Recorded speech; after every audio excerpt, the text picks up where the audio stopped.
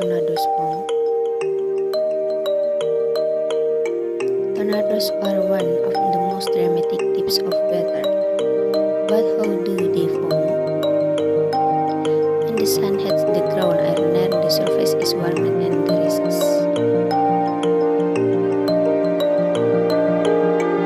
Typically, this air will develop into swallow-cumulus clouds.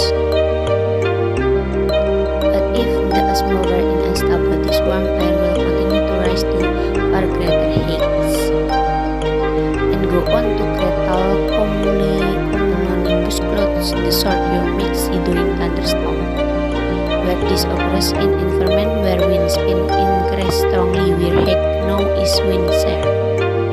The higher fast moving I can begin to spin and roll over the slower air below. This creates an invisible horizontal mean spinning and rolling like a cylinder.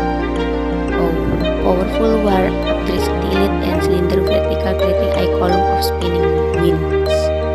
Thunderstorm, they exhibit present and temperature upgrades of these are known supercell.